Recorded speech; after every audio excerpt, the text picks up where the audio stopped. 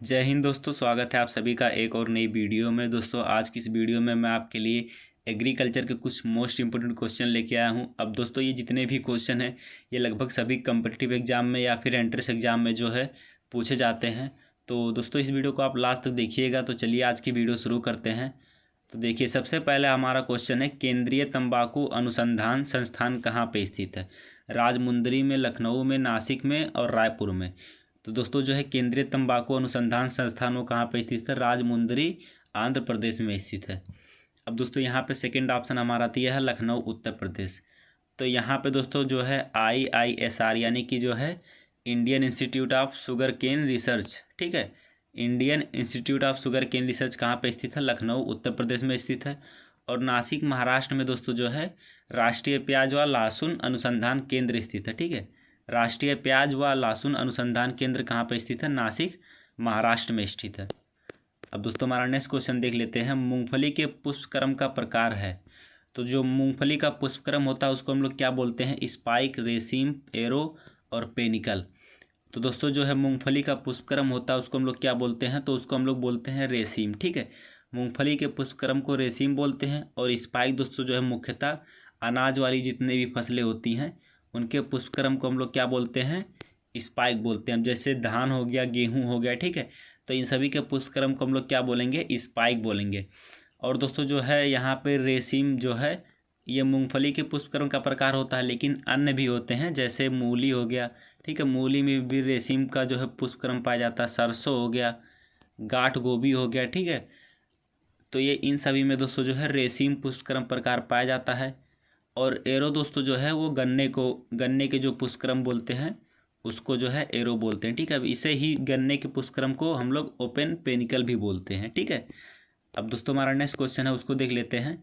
तो यहाँ पे नेक्स्ट क्वेश्चन है, गन्ने की फसल के लिए औसत जलमांग कितनी चाहिए? ठीक है, तो गन्ने के फसल के लिए कितना जलमांग जो है आवश्यक होता है? पहला 750 से 1200 मिलीमीटर, ठीक है, 1000 से 1500 मिमी, ठीक है, 1500 से 2500 मिमी। तो यहाँ पे दोस्तों जो है गन्ने के लिए आवश्यक जलमांग कितना होता है? तो 1500 से 2500 मिमी जो है आवश्यक होता है, ठीक है। तो ऑप्शन सी हमारा सही हो जाएगा। अब यहाँ पे दोस्तों दो तीन चीज़ का आप याद ध्यान रखिएगा। पहला तो धान का याद कर लीजिएगा क्योंकि इसका भी जो है बार बार परीक्षा में पूछा जाता है। तो धान का जलमांग दोस्तों होता है 900 से 2500, ठीक है, 900 से 2500 होता है धान का जो है जलमांग, ठीक है। और दोस्तों यहाँ पे धान के सिवा एक और पूछता है गेहूँ का।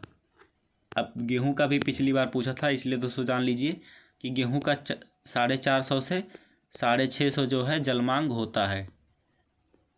अब दोस्तों हम लोग नेक्स्ट क्वेश्चन देख लेते हैं। तो हमारा नेक्स्ट क्वेश्चन है, गेहूं में प्रोटीन की मात्रा होती है। तो गेहूं में प्रोटीन की कितनी % मात्रा होती है? पहला 6 से 7, 11 से 12, 20 से 28, 42 से 50। तो गेहूं में प्रोटीन कितना पाया जाता है दोस्तों? तो गेहूं में प्रोटीन 11 से 12% पाया जाता है, जो कि अनाजों में जो है सबसे अधिक प्रोटीन इसी में पाया जाता है, गेहूं में, ठीक है। अब यहाँ पे दोस्तों क्वेश्चन पूछता है कि गेहूं के प्रोटीन को हम लोग क्या कहते हैं? तो गेहूं के प्रोटीन को हम लोग क्या कहते हैं? ग्लूटीन कहते हैं, ठीक है। गेहूं के प्रोटीन को ग्लूटीन कहते हैं। और दोस्तों गेहूं में जो है अनाजों में सबसे अधिक प्रोटीन जो है गेहूं में पाया जाता है, ठीक है। पहला ऑप्शन हमारा है 6 से 7%। तो 6 से 7% दोस्तों जो है ये किसका प्रोटीन होता है? तो ये धान यानी कि चावल का जो है प्रोटीन होता है, ठीक है। 6 से 7% किसका प्रोटीन होता है? चावल का प्रोटीन होता है। और खाद्यान्न वाली फसलें जो हैं, अनाज वाली फसलें, उनमें दोस्तों जो है सबसे कम प्रोटीन किस में पाया जाता है? तो चावल में, ठीक है। सबसे अधिक गेहूं में पाया जाएगा और सबसे कम प्रोटीन दोस्तों जो है चावल में पाया जाएगा। अब यहाँ पे पूछता कि चावल के प्रोटीन को हम लोग क्या बोलते हैं? तो चावल के प्रोटीन को दोस्तों जो है ओराइजीन बोलते हैं, ठीक है। गेहूँ के प्रोटीन को ग्लूटीन बोलते हैं, जबकि चावल के प्रोटीन को हम लोग क्या बोलेंगे? ओराइजीन बोलेंगे, ठीक है।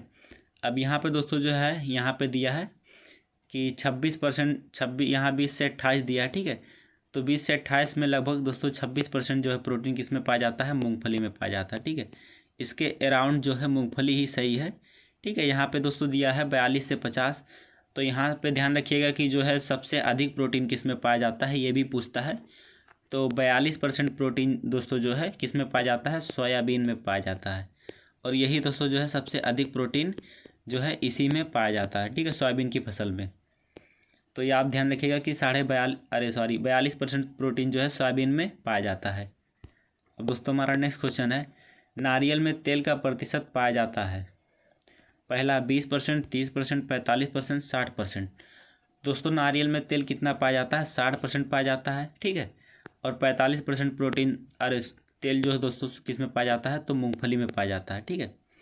45% प्रोटीन किस में पाया जाता है? मूंगफली में पाया जाता है। और यहाँ पे दोस्तों जो है सोयाबीन में कितना परसेंट पाया जाता है? तो सोयाबीन में 20% जो है तेल पाया जाता है, ठीक है। सोयाबीन में कितना परसेंट तेल पाया जाता है? 20%। जबकि सोयाबीन में प्रोटीन कितना पाया जाता है? 42%, ठीक है। इसमें आप कंफ्यूज नहीं होना है, ठीक है। अब दोस्तों हम लोग नेक्स्ट क्वेश्चन देख लेते हैं। तो हमारा नेक्स्ट क्वेश्चन है, धान के प्रोटीन को किस नाम से जाना जाता है? ग्लूटीन, ओराइजिन, जीन और फाइब्रोलिन। तो दोस्तों यहाँ पे जो है धान के प्रोटीन को हम लोग क्या बोलते हैं? तो धान के प्रोटीन को हम लोग ओराइजिन बोलते हैं, ठीक है। ग्लूटीन मैंने आपको बताया कि गेहूं के प्रोटीन को बोलते हैं, ठीक है। और जीन दोस्तों जो है एक इसके प्रोटीन को बोलते हैं, तो जीन जो है मक्का के प्रोटीन को बोलते हैं। और धान के प्रोटीन को ओराइजिन बोला जाता है। अब दोस्तों हमारा नेक्स्ट क्वेश्चन है, निम्न में से धान का उत्पत्ति स्थान है? तो धान का उत्पत्ति स्थान कौन सा दोस्तों? पहला है चीन, दूसरा है मैक्सिको, तीसरा है इंडिया और वर्मा का क्षेत्र, और चौथा है दक्षिण अफ्रीका। तो धान का उत्पत्ति स्थान कौन सा दोस्तों? धान का उत्पत्ति स्थान जो है इंडिया व वर्मा का क्षेत्र है, ठीक है। यहाँ पे दोस्तों पहले ऑप्शन में दिया है चीन, तो मैं बता दूँ चीन किसका है। तो चीन में दोस्तों जो है सोयाबीन जो है इसका उत्पत्ति स्थल चीन है, ठीक है। सोयाबीन हो गया, सरसों हो गया, सोयाबीन, सरसों, ठीक है। और चाय पत्ती जो है दोस्तों, तो इसका जो है उत्पत्ति स्थान कौन सा हो गया? चीन हो गया। अब यहाँ पे दोस्तों दिया है मैक्सिको। तो मैक्सिको दोस्तों, मैक्सिको से जो है मक्का, तंबाकू, ठीक है। मैक्सिको, तंबाकू और सूरजमुखी, इन तीनों का उत्पत्ति स्थान दोस्तों जो है मैक्सिको, दक्षिण अमेरिका है, ठीक है। तो मक्का, तंबाकू और सूरजमुखी का जो है उत्पत्ति स्थान क्या हो गया? मैक्सिको हो गया। इंडिया वर्मा दोस्तों किसका? धान का उत्पत्ति स्थल हो गया। और दक्षिण अफ्रीका में दोस्तों जो है यहाँ पे बाजरा, ज्वार और अरहर, ठीक है।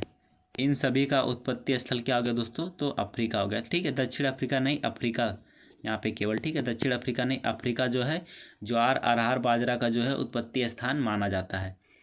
अब दोस्तों हम लोग नेक्स्ट क्वेश्चन देख लेते हैं। तो हमारा नेक्स्ट क्वेश्चन है, गेहूँ का टेस्ट वेट कितना होता है? यानी कि गेहूँ का परीक्षण भार जो है कितना होता है? परीक्षण भार सबसे पहले जान लीजिए किसे कहते हैं। तो 1000 बीजों के जो है वेट को, ठीक है, हम लोग क्या बोलते हैं? टेस्ट वेट यानी कि परीक्षण भार बोलते हैं। अब यहाँ पे कुछ बच्चे कन्फ्यूज हो जाते हैं। देखिए 100 बीजों के परीक्षण भार को हम लोग सीड इंडेक्स बोलते हैं, ठीक है। क्या बोलते हैं? सीड इंडेक्स बोलते हैं। इसको हम लोग दोस्तों जो है बीज सूचकांक भी बोलते हैं। लेकिन यहाँ पे जो है छोटे दाने होते हैं उनका हम लोग टेस्ट वेट करते हैं, ना कि सीड इंडेक्स। सीड इंडेक्स जैसे चना हो गया, इन सभी का जो है बीज सूचकांक जो है नापा जाता है। जबकि जो छोटे दाने वाले होते हैं उनका दोस्तों हम लोग टेस्ट वेट नापते हैं। तो गेहूं का टेस्ट वेट कितना होता है यहाँ पे पूछा है? 25 ग्राम, 45 से 50 ग्राम, 75 ग्राम, 100 ग्राम, ठीक है। तो यहाँ पे दोस्तों जो है ऑप्शन भी सही हो जाएगा, लेकिन यहाँ पे बहुत ही वाइड दे दिया है क्योंकि इतना ज़्यादा डिफरेंस भी नहीं होता। तो गेहूं का टेस्ट वेट कितना होता है? 40 ग्राम होता है, ठीक है। बट ऑप्शन के अकॉर्डिंग हमारा जो है दूसरा सही हो जाएगा। तो गेहूं का टेस्ट वेट कितना होता है? 40 ग्राम होता है। अब यहीं पे पूछ लेता है कि धान का टेस्ट वेट कितना होता है? तो धान का टेस्ट वेट होता है दोस्तों 25 ग्राम, ठीक है। गेहूं का टेस्ट वेट 40 ग्राम होता है, जबकि धान का 25 ग्राम होता है। अब यहाँ पे दोस्तों धान की एक वैरायटी है बासमती धान, ठीक है। धान की एक वैरायटी है बासमती धान। तो यहाँ पे पूछेगा कि बासमती धान का दोस्तों जो है टेस्ट वेट कितना होता है? तो बासमती धान का टेस्ट वेट दोस्तों जो है 21 ग्राम होता है, ठीक है। अब यहाँ पे दोस्तों गेहूं में एक खरपतवार लगता है, बहुत ही फेमस खरपतवार है। तो उसे हम लोग गेहूं का मामा या फिर दोस्तों गेहूं सा गुल्ली डंडा भी बोलते हैं, ठीक है। तो गेहूं जो है फेलरिस माइनर उसको हम लोग बोलते हैं, उसका जो है वैज्ञानिक नाम है। तो फेलरिस माइनर का टेस्ट वेट कितना होता है? आप लोग दोस्तों जो है कमेंट करके बताइए। अब दोस्तों हमारा नेक्स्ट क्वेश्चन है, ट्रू पोटैटो सीड्स की अवधारणा किसने दी? यानी कि टीपीएस यानी कि जो है जिसमें दोस्तों जो है आलू को कंद की सहायता से ना बोकर जो है बीज की सहायता से उगाया जाता है, तो उसे हम लोग क्या बोलते हैं? टीपीएस यानी कि ट्रू पोटैटो सीड्स बोलते हैं, ठीक है। तो टीपीएस में आलू का बीज दर कितना होता है? तो टीपीएस में आलू का बीज दर दोस्तों 100 से 150 ग्राम होता है, ठीक है। 100 से 150 ग्राम प्रति हेक्टेयर होता है। तो यहाँ पे पूछा टीपीएस की खोज किसने की थी या फिर टीपीएस के जनक कौन है? तो पहला स्वामीनाथन, रामानुजन, मेंडल, पिट्रो डी क्रेसेंजी। तो दोस्तों यहाँ पे जो है ट्रू पोटैशो सीड के जनक कौन है? रामानुजन है। ठीक है, तो ऑप्शन बी हमारा सही हो जाएगा। अब यहाँ पे स्वामीनाथन दिया, तो आप सभी को पता होगा कि स्वामीनाथन को भारत में हरित क्रांति का जनक माना जाता है। ठीक है, अगर पूरे विश्व की बात करें तो पूरे विश्व में दोस्तों जो है नॉर्मन ई बोरलॉग थे। ठीक है, हरित क्रांति के जनक नॉर्मन ई बोरलॉग थे पूरे विश्व में हरित क्रांति के जनक, लेकिन भारत में बात करें तो कौन थे? स्वामीनाथन थे। ठीक है, और यहाँ पे मेंडल दिया, तो इनको दोस्तों जो है अनुवांशिकी का जनक माना जाता है। ठीक है, मेंडल को क्या माना जाता है? अनुवांशिकी का जनक माना जाता है। और यहाँ पे दोस्तों जो है पिट्रो डी क्रेसेंजी, तो इनको जो है सस्य विज्ञान का जनक माना जाता है। ठीक है, इनको क्या माना जाता है? सस्य विज्ञान का जनक माना जाता है। किसको? पिट्रो डी क्रेसेंजी को। अब दोस्तों हम लोग नेक्स्ट क्वेश्चन देख लेते हैं। तो नेक्स्ट क्वेश्चन हमारा, धान्य फसलों में कौन से एमिनो अम्ल की कमी पाई जाती है? तो जो सीरियल्स होते हैं हमारे, यानी कि जो खाद्यान्न वाली फसलें होती हैं, अनाज वाली, उनमें दोस्तों जो है कौन से एमिनो अम्ल की कमी पाई जाती है? तो पहला हमारा ल्यूसीन, लाइसिन, थेरोलिन, इनमें से कोई नहीं। तो दोस्तों जो है अनाज वाली फसलें होती हैं जो है, उनमें कौन से एमिनो अम्ल की कमी पाई जाती है? तो उनमें लाइसिन एमिनो अम्ल की कमी पाई जाती है। ठीक है, अब इसी से रिलेटेड पिछली बार एक क्वेश्चन पूछा था कि दलहनी फसलों में, ठीक है, दलहनी फसलों में कौन से एमिनो अम्ल की कमी पाई जाती है? दोस्तों ये क्वेश्चन जो है बीएचयू के जो है एंट्रेंस एग्जाम में पूछा गया था।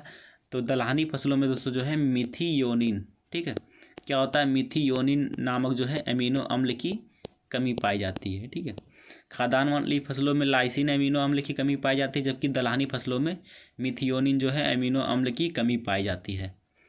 अब दोस्तों हमारा नेक्स्ट क्वेश्चन है, धान की फसल में खैरा रोग का कारक है। तो धान की फसल में खैरा रोग किसकी कमी के कारण लगता है? तो पहला वायरस, दूसरा जिंक, तीसरा नाइट्रोजन और चौथा पोटास।